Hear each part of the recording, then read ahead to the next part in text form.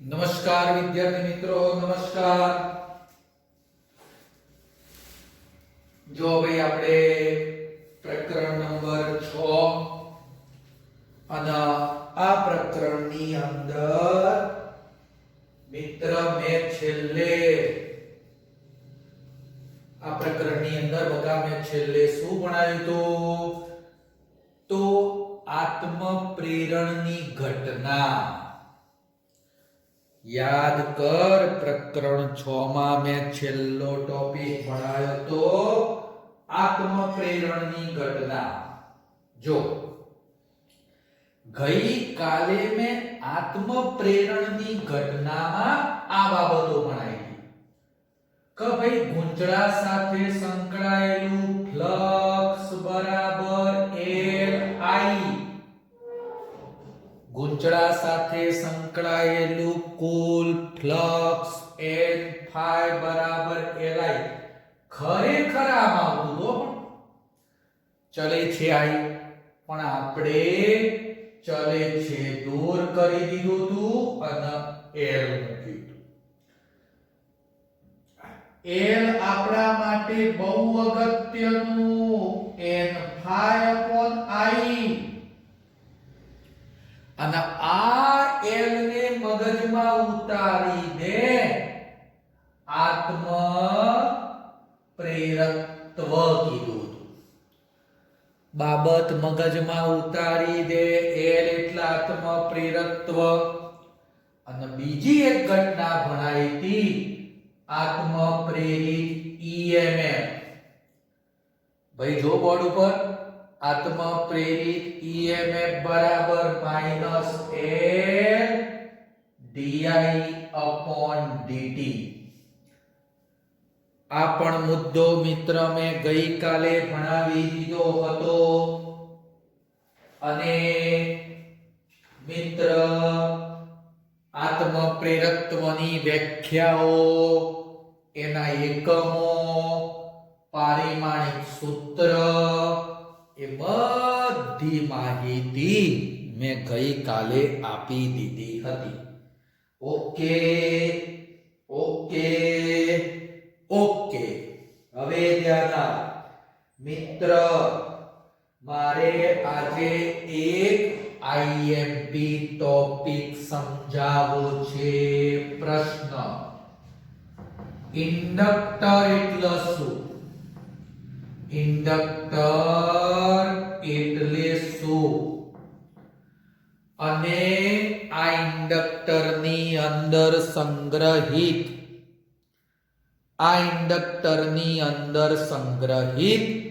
ऊर्जा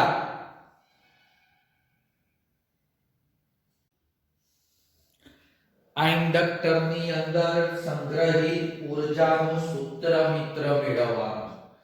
इंडक्टर में संग्रहित ऊर्जा नु सूत्र मेळवो। बहुज अगत्यनी बाबत आईएमपी टिक करी दे। आईएमपी टॉपिक टिक करी दे। चल हवे ध्यान आल भाई। मित्र परिपथनो जे घटक आत्म प्रेरकत्व धरावे भाई परिपथमां जे घटक आत्म प्रेरकत्व धरावे एने कहेवामां आवे इंडक्टर। एने मित्र शुं कहेवाय? इंडक्टर। परिपथनी अंदर जे घटक आत्म प्रेरकत्व धरावे मानी ले मित्र गुंचड़ू। आ गुंचड़ू आत्म प्रेरकत्व एल धरावे। आत्म प्रेरकत्व एल धरावे तो आ गुंचड़ाने आपणे शुं कहेवानुं? इंडक्टर। आ गुंचड़ाने આપણે મિત્ર શું કહી દેવાનું? ઇન્ડક્ટર। પણ હા બહુ જ ઉપયોગી બાબત આટલી સંકેત નહીં, પ્રવાહ કંપલસરી દર્શાવવા। જે જગ્યાએ પ્રવાહ દાખલ થાય પ્લસ અને બહાર આવે એ માઇનસ. મગજમાં ઉતારી દે આ સંકેત ઇન્ડક્ટરનો, કંડક્ટર નહીં લ્યા. સંકેત કોનો? ઇન્ડક્ટરનો. પરિપથમાં જે ઘટક આત્મપ્રેરકત્વ ધરાવે એનો મિત્ર શું કહેવામાં આવે? ઇન્ડક્ટર કહેવામાં આવે. ચલો બતા, આત્મપ્રેરિત EMF ને બેક EMF પણ કહે. આત્મપ્રેરિત EMF ને બેક EMF પણ કહેવાય. કેમ સમજાવું છું. આત્મપ્રેરિત EMF એના મિત્ર BAC કે બેક EMF પણ કહેવાય. કેમ ભાઈ આવું? કારણ કે આ EMF મેં ગઈકાલે કીધું તું પ્રવાહના ફેરફારનો વિરોધ કરે. આ બેક EMF કેમ કહેવાય? કારણ કે આ EMF પ્રવાહના ફેરફારનો વિરોધ કરે છે. પ્રવાહના ફેરફારનો વિરોધ કરે છે માટે તેને શું કહેવામાં આવે? બેક EMF કહેવાય. ચલો મિત્રો, મારા ગૂંચળાની અંદર માની લે આ ગૂંચળામાં I જેટલો પ્રવાહ દાખલ કરવો. I જેટલો પ્રવાહ મિત્ર મારા ગૂંચળામાં દાખલ કરવો છે. તો આ EMF શું કરશે? હોબળજે, આ પ્રવાહનો જે ફેરફાર થશે એનો વિરોધ કર. EMF શું કરે? પ્રવાહના ફેરફારનો વિરોધ. હવે સાંભળજે, આ ગૂંચળાની અંદર માર 0 થી I પ્રવાહ દાખલ કરવો છે. 0 તો I પ્રવાહ દાખલ કરવો. તો આ ગૂંચળાની અંદર આ EMF આ પ્રવાહના ફેરફારનો વિરોધ કરે. અને જો વિરોધ કરે તો મારે એના વિરુદ્ધ કાર્ય કરવું પડે.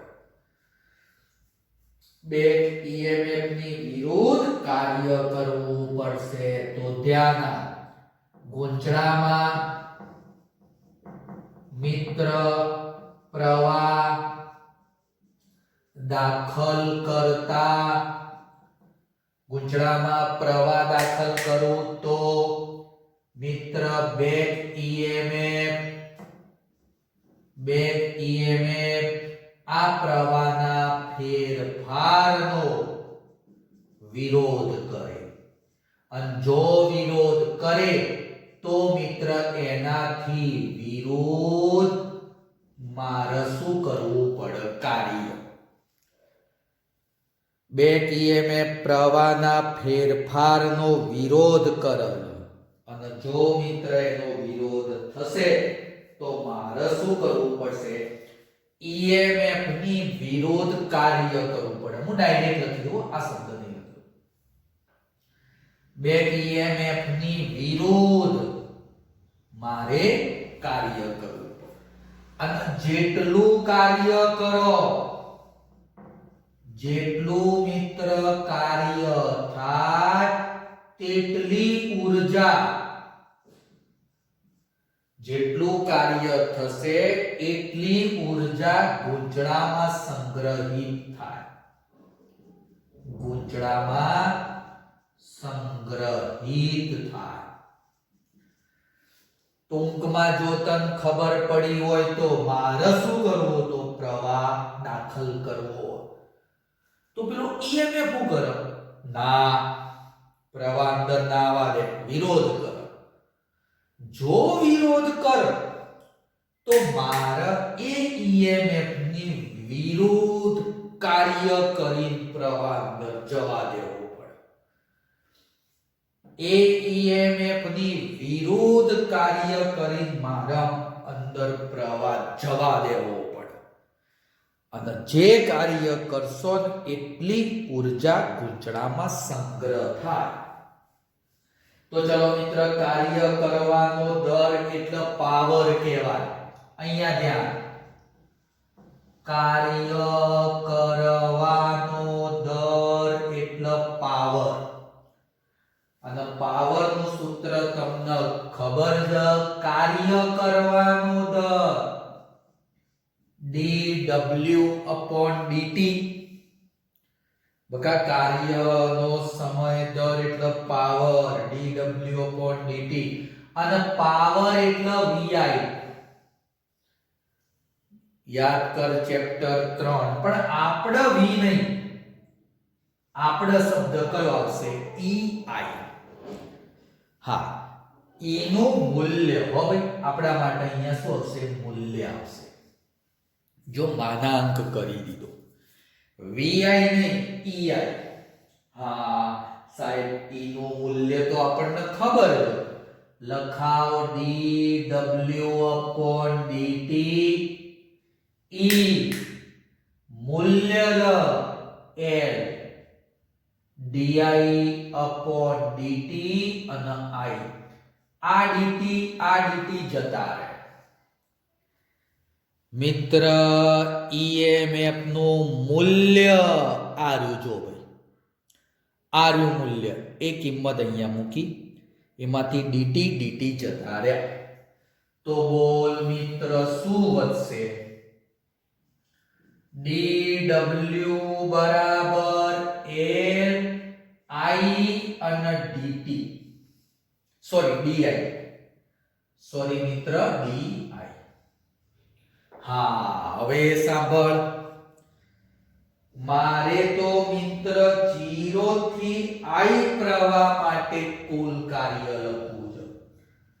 ભૈયા, ગૂંચળામાં 0 થી i પ્રવાહ માટે કુલ કાર્ય. તો w બરાબર સંકલન. આ મિત્ર નાના કાર્યોનું શું કરી દીધું? સંકલન. નાના કાર્યોનું મિત્ર સંકલન કરી દીધું 0 થી i સુધી. ક્યાંથી મિત્ર? 0 થી i સુધીનું સંકલન કર્યું. ચલો બકા, dw એટલે કિંમત અહીંયા મૂકો. 0 થી i l i di. l અચળ આગળ આવી ગયું. બકા સંકલનમાં 0 થી i di. i ની સાપેક્ષે i નું સંકલન.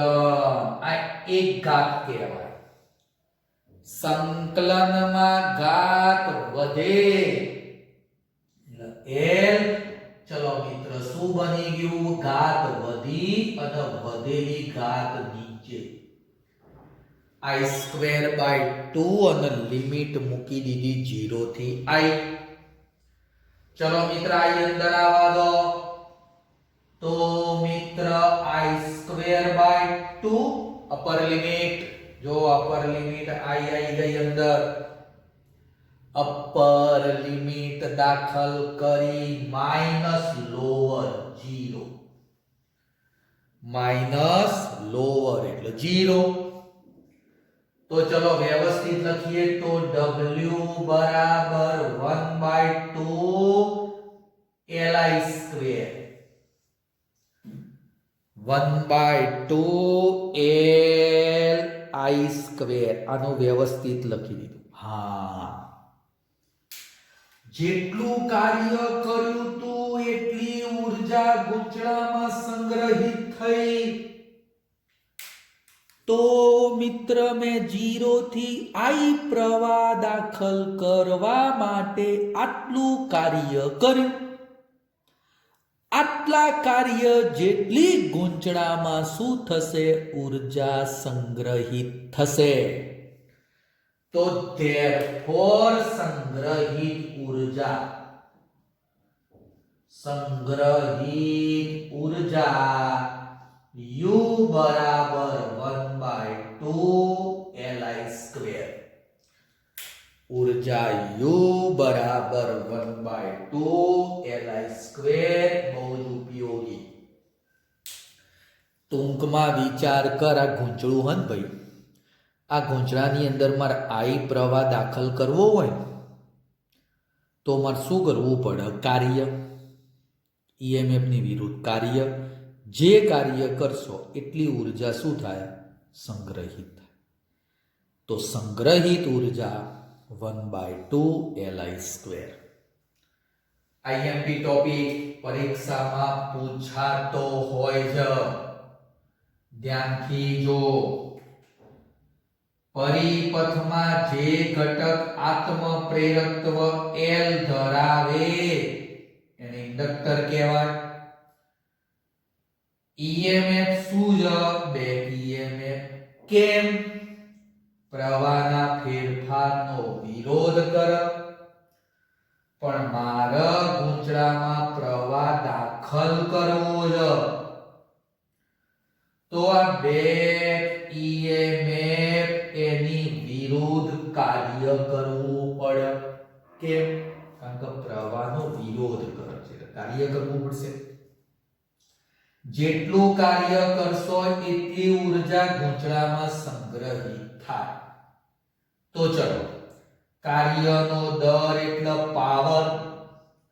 પાવરનું સૂત્ર I થાય અને I થાય. બકા V સમજો, VI સમજો. અને આપણા માટે V એટલે EMF બરાબર આ સૂત્ર અહીંયા મૂક્યું. આનો સાદું રૂપ આલ્યું. પ્રવાહ 0 થી I સુધી વધારવાનો હતો તો કુલ કાર્ય 0 થી I dw. dw ની કિંમત મૂકીને સાદું રૂપ આપો તો જવાબ આવશે 1/2 li સ્ક્વેર. મોસ્ટ IMP પ્રશ્ન મગજમાં ઉતારી દે. ઓકે? હા.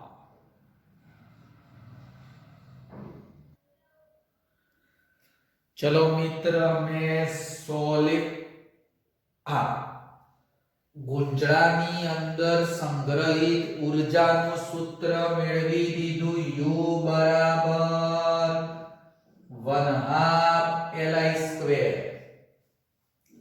ગૂંચળામાં એટલે ઇન્ડક્ટરમાં સંગ્રહિત ઉર્જાનું સૂત્ર. જો મિત્ર આ બધા સૂત્રો યાદ રાખજો આત્મ પ્રેરણની ઘટનાના. ચલો, બોર્ડ ઉપર દેખાય છે એક લાંબો સોલેનોઇડ છે. પ્રકરણ 4. માની લે મિત્ર એક લાંબો સોલેનોઇડ, એની અંદર I પ્રવાહ દાખલ કરો. ભાઈ સોલેનોઇડમાં I પ્રવાહ મિત્ર દાખલ કરો તો સોલેનોઇડની અંદર ચુંબકીય ક્ષેત્ર ઉત્પન્ન થાય. યાદ હોય તો આ રીતે ચુંબકીય ક્ષેત્ર ઉત્પન્ન થાય. ચલો મિત્ર, ચુંબકીય ક્ષેત્ર B બરાબર μ0 ni. યાદ છે ને ભાઈ? સોલેનોઇડમાં મળતું ચુંબકીય ક્ષેત્ર B બરાબર μ0 ni. માની લો સોલેનોઇડમાં કેપિટલ A નાટા. આ સોલેનોઇડની અંદર A નાટા. તો A આટા સાથે સંકળાયેલ મારે લખવું છે કુલ ફ્લક્સ. ભાઈ તમને ખબર છે A આટા માટે મળતું કુલ ફ્લક્સ N phi. પણ ભાઈ ફ્લક્સ N phi અથવા તો ચલો એકલો phi બરાબર AB cos theta. પણ ભાઈ થીટા કેટલો? ધ્યાન ધ્યાન. માની લે આટલો ભાગ આડછેદનો ક્ષેત્રફળ સદિશ આમ લંબાવે અને ચુંબકીય ક્ષેત્ર આ રીતે આવે. બરોબર ધ્યાનથી જો ક્ષેત્રફળ સદિશ અને ચુંબકીય ક્ષેત્ર એક જ દિશામાં થાય એટલે થીટા 0 cos 0 એટલે 1.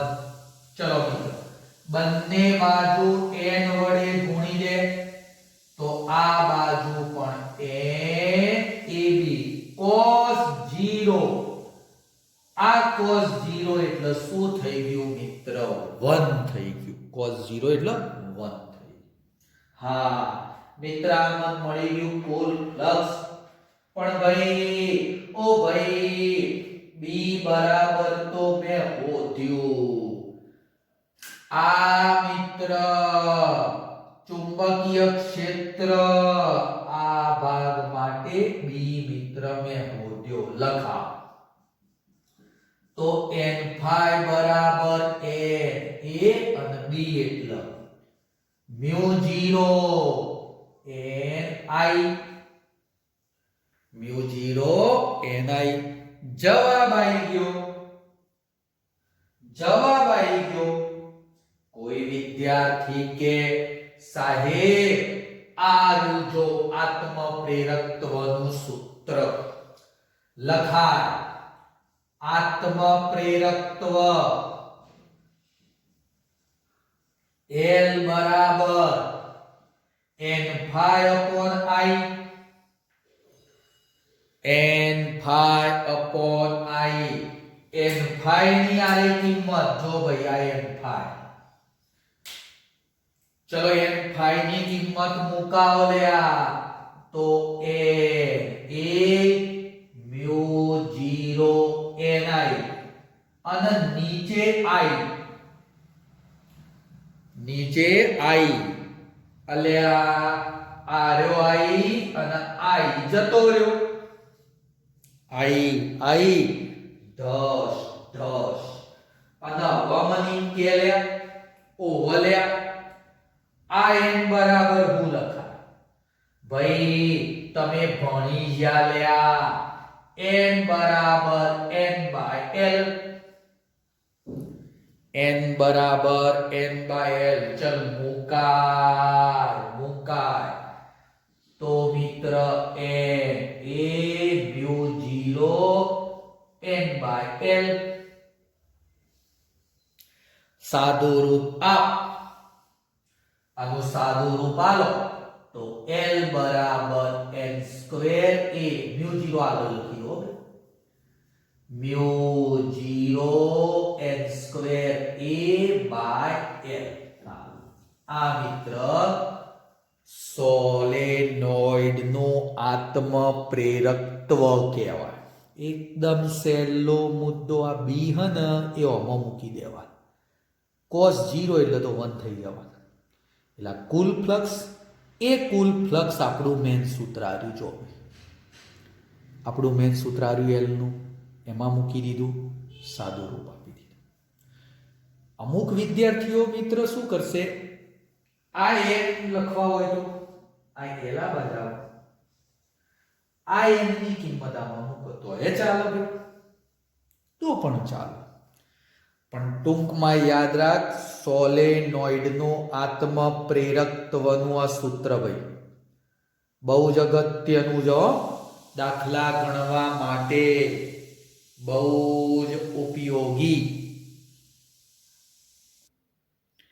ચલો અહીંયા લખાઈ દો સોલેનોઇડ નું આત્મ પ્રેરકત્વનું સૂત્ર L બરાબર mu 0 n square a by l. L બરાબર mu 0 n square a by l. Solenoid નું આત્મ પ્રેરકત્વ સૂત્ર યાદ રાખવાનું.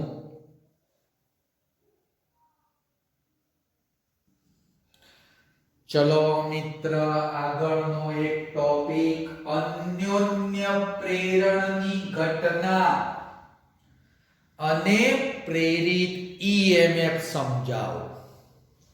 મિત્ર, અન્યોન્ય પ્રેરણ ઓવલ્યા જો મિત્ર માની લે એક ગૂંચળું, આ રીતે એક ગૂંચળું જેમાં અહીંયા ગેલ્વેનોમીટર આ રીતે, અને આ મિત્ર ગૂંચળાની અક્ષ ઉપર જ અહીંયા મિત્ર એક બીજું ગૂંચળું મેં ધ્યાનમાં લીધું. હા, એ બીજા ગૂંચળા સાથે મિત્ર મેં જોડી દીધી બેટરી, કણ, આ બધી બાબતો મિત્ર મેં જોડી દીધી. બેટરી, ઈ, કણ, કે આ ગૂંચળામાં માની લે પ્રવાહ પસાર કરું. જો ભાઈ બે ગૂંચળા આ દર્શાવવાનું હો ભાઈ, ગેલ્વેનોમીટર, ગૂંચળું C1, ગૂંચળું C2, બે ગૂંચળા.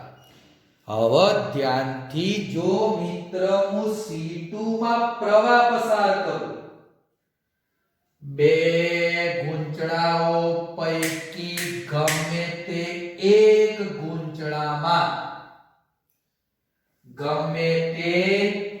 ગૂંચળામાં પ્રવાહનો ફેરફાર કરો તો બીજા ગૂંચળામાં આમાં હું પ્રવાહનો ફેરફાર કરું ને તો આ ગૂંચળામાં ફ્લક્સ બદલાય. જો મિત્ર ધ્યાનથી જો આ પ્રવાહ, તો આવી રીતની આમ ક્ષેત્ર રેખાઓ મળી. જો ભાઈ આ રીતની ક્ષેત્ર રેખા. હવે ધ્યાનથી જો ભાઈ, આમાં તમે પ્રવાહ બદલો તો આ ફ્લક્સ બદલાય, આ ગૂંચળા સાથે ફ્લક્સ બદલાય, અને ભાઈ આમાં ફ્લક્સનો ફેરફાર થાય તો આ ગૂંચળામાં પ્રેરિત ઈએમએફ ઉદ્ભવે. આ જે ઘટના થઈ ને એને કહેવાય અન્યોન્ય પ્રેરણની ઘટના. આત્મ પ્રેરણની ઘટનામાં એક જ ગૂંચળું હતું, એક જ ગૂંચળું. પ્રવાહ બદલો તો ફ્લક્સ બદલાય. અન્યોન્ય પ્રેરણની ઘટનામાં બે ગૂંચળા.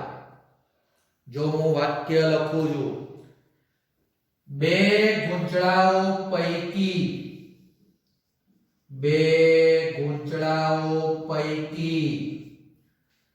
ગમે તે એકમાં પ્રવાહનો ફેરફાર કરો તો બીજા ગૂંચળામાં ફ્લક્સમાં ફેરફાર થાય. આમાં હું પ્રવાહ બદલું તો આ ગૂંચળામાં ફ્લક્સ બદલાય, તો ધેરફોર બીજા ગૂંચળામાં શું ઉત્પન્ન થાય? પ્રેરિત ઈએમએફ ઉદ્ભવે. આ જે ઘટના થઈ ને ભાઈ, એક ગૂંચળામાં પ્રવાહ બદલો એટલે બીજા ગૂંચળામાં પ્રેરિત ઈએમએફ ઉત્પન્ન થઈ. આ ઘટનાને આપણે શું કહેવામાં આવશે? અન્યોન્ય પ્રેરણની ઘટના. આના મિત્ર શું કહેવાય? અન્યોન્ય પ્રેરણની ઘટના કહેવાય. ચલો મિત્ર, હું એમ કહું કે C2 ગૂંચળામાં પ્રવાહનો ફેરફાર કરું એટલે C1 માં પ્રેરિત ઈએમએફ ઉદ્ભવે. જો બકા આકૃતિમાં આ C2 માં પ્રવાહનો ફેરફાર કરો તો C1 માં શું ઉત્પન્ન થાય? પ્રેરિત ઈએમએફ. આમાં પ્રવાહ બદલું તો આમાં ઈએમએફ ઉત્પન્ન થાય. ચલો આકૃતિમાં દર્શાવ્યા પ્રમાણે C2 માં પ્રવાહનો ફેરફાર કરીએ C2 માં પ્રવાહનો ફેરફાર કરવું તો C1 માં પ્રેરિત EMF ઉદ્ભવે. C1 માં મિત્ર શું ઉત્પન્ન થયું? પ્રેરિત EMF. કોઈ વિદ્યાર્થી કે ધારો કે C1 માં N1 આટા, આ C1 ગૂંચળાની અંદર માની લે N1 આટા લખો. C1 માં મિત્ર N1 આટા હોય તો C1 સાથે સંકળાયેલું કુલ ફ્લક્સ કયું બનશે? N1 ∅1.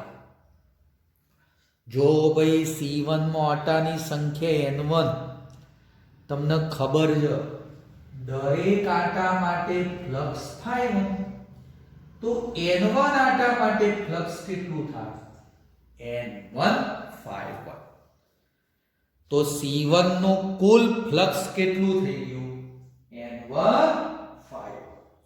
મિત્ર જો બીજા ગૂંચળામાં ફ્લક્સનો ફેરફાર એટલે પહેલા ગૂંચળામાં પ્રવાહનો ફેરફાર. ટૂંકમાં તન કહું, આ ફ્લક્સ કોના ઉપર આધાર રાખે? આર્યુ ફ્લક્સ બીજા ગૂંચળાના પ્રવાહ પર આધાર રાખે. આના સાથે સંકળાયેલું ફ્લક્સ I2 પર આધાર રાખે. તો હું લખું છું N1 ∅1 ચલે છે I2. બકા જો આ ફ્લક્સ અહીંયા પ્રવાહ બદલ એટલે આ ફ્લક્સ બદલાય. એટલે N1 ∅1 ચલે છે I2 ચલે છે દૂર કરી દે. N1 ∅1 ચલે છે દૂર કરી દીધું. એમ આ એમ ન કહેવાય અન્યોન્ય પ્રેરકત્વ. જો આવી જ ઘટના બની, આ આત્મ પ્રેરકત્વ હતું, અન્યોન્ય પ્રેરકત્વ બની ગયું. બંને બાજુ વિકલન કરો. ભાઈ t ની સાપેક્ષે વિકલન લખાવો. ભાઈ અહીંયા વિકલન d/dt N1 ∅1 d/dt M I2 M I2. ચલો મિત્ર N1 અચળ એટલે આગળ લખી દઉં. N1 d/dt ∅1 એમ આગળ આવી ગયા d/dt I2. બંને બાજુ માઈનસ વડે ગુણી દે. મિત્ર ફેરેડેનો નિયમ આવી ગયો. જો ભાઈ આવ્યો ફેરેડેનો નિયમ E બરાબર -N/dt. ફેરેડેનો નિયમ આવી ગયો. તો ફેરેડેના નિયમ પરથી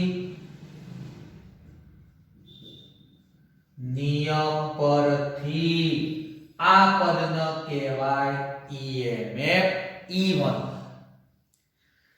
is equal to -M/dI2/dt. આ મિત્ર મન મળી ગયું પ્રેરિત EMF. આ મન શું મળી ગયું બકા?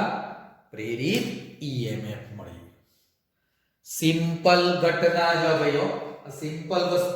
અને બેઠી આના જેવી. જો આ સ્ટેપ બેઠું જોવાનું. આ 1 આવો 2 આવો. અહીંયા આત્મ પ્રેરકત્વ આવે, અહીંયા અન્યોન્ય પ્રેરકત્વ આવે. આ સ્ટેપના જેવું જ બેઠું જોવાનું. આત્મ પ્રેરકત્વ, અન્યોન્ય પ્રેરકત્વ. એના એ જ ઘટના આમાં એક ગૂંચળું જ હોય અને અન્યોન્ય પ્રેરણની ઘટનામાં બે ગૂંચળા હોય. અન્યોન્ય પ્રેરણની ઘટનામાં મિત્ર બે ગૂંચળા. એના એ જ વસ્તુ છે. એકમાં પ્રવાહ બદલ, બીજામાં પ્રેરિત ઈએમએફ ઉત્પન્ન થાય. સિમ્પલ બાબત થઈ બકા. એટલે જો આમાં પ્રવાહ I2 બદલીશ તો આની અંદર કુલ ફ્લક્સ N1 બદલાય. એટલે N1 ચલે છે I2, ચલે છે દૂર કર્યો M એટલે અન્યોન્ય પ્રેરકત્વ, T ની સાપેક્ષે વિકલન કરી દીધું, ફેરેડેનો નિયમ મૂકી દીધો. બોલ મિત્ર, ખ્યાલ આવશે ભાઈ? ખબર પડશે? જોઈ લે એક વખત ધ્યાનથી.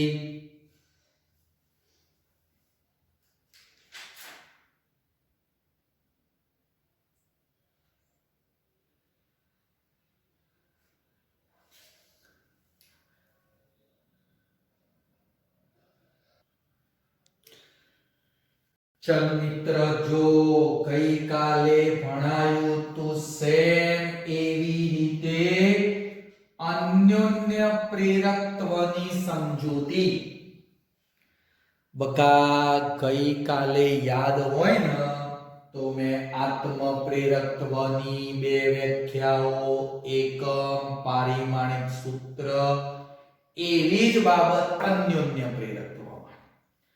એ પહેલા અહીંયા જુઓ, અન્યોન્ય પ્રેરકત્વ માટેના મેં બે ત્રણ સૂત્રો હમણાં લખ્યા.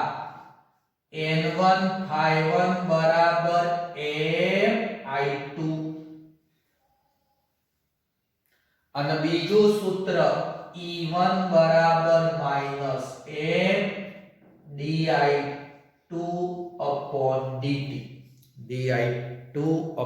dt. ચલો ભાઈ, મારે પહેલી વ્યાખ્યા લખવી છે. પહેલું સૂત્ર M ન કરતા બનાય તો M બરાબર N1 upon I2. બોલ મિત્ર, મારે M ની વ્યાખ્યા લખવી હોય તો શું કહું? તો મિત્ર હું શું કહું? ધારો કે બે ગૂંચળાઓમાંથી ગમે તે એક ગૂંચળામાં પ્રવાહ 1 એકમ લઈ લે. બે ગૂંચળાઓ પૈકી એક ગૂંચળામાં એકમ પ્રવાહ લઈ લીધો. આ પ્રવાહ 1 એકમ લઈ લીધો. જો બે ગૂંચળાઓ પૈકી એક ગૂંચળામાં એકમ પ્રવાહ દીઠ, ચલ મિત્ર, આ પ્રવાહ મેં 1 લઈ લીધો એટલે જતું સમજ. 1 લઈ લીધો તો બીજા ગૂંચળા સાથે સંકળાયેલું કુલ ફ્લક્સ, બીજા ગૂંચળા સાથે સંકળાયેલા કુલ ફ્લક્સને એકમ પ્રવાહ દીઠ બીજા ગૂંચળા સાથે સંકળાયેલ કુલ ફ્લક્સને શું કહેવાય? અન્યોન્ય પ્રેરકત્વ કહેવાય. એમ કહેવાય. આ એક લઈ લેવાનું. બે ગૂંચળાઓમાંથી એક ગૂંચળામાં પ્રવાહ 1 લઈ લીધો તો બીજા ગૂંચળા માટે જે ફ્લક્સ બને એને અન્યોન્ય પ્રેરકત્વ કહેવાય. એવી જ રીતે અહીંયા એમ કરતા બનાય.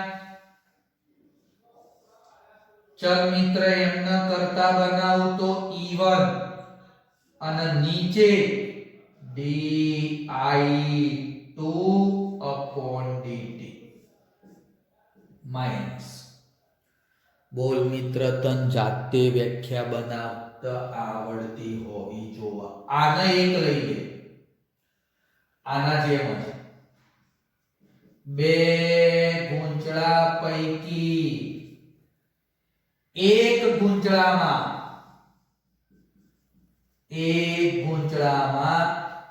પ્રવાહના ફેરફારના એકમ દર દીઠ, આ પ્રવાહના ફેરફારનો દર 1 એકમ, એટલે ગૂંચળામાં પ્રવાહના ફેરફારના એકમ દર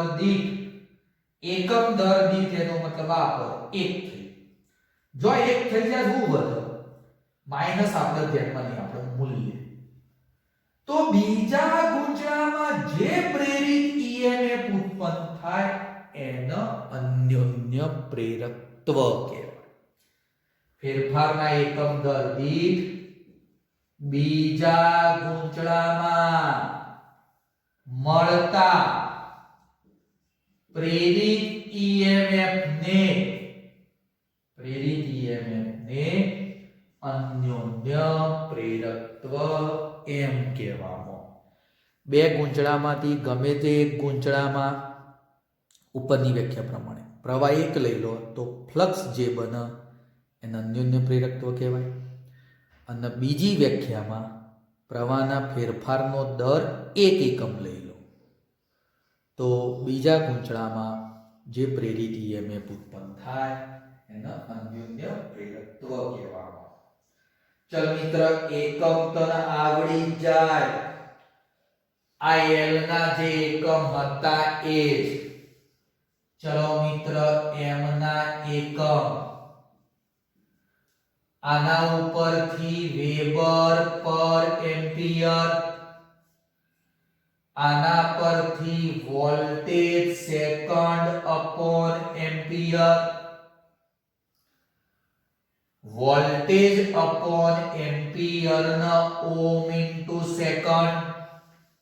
આમાં જે એકમો ભણાયા હતા એ જ. અને આ પદના આપણે શું નામ આપી દીધું હતું? Henry H.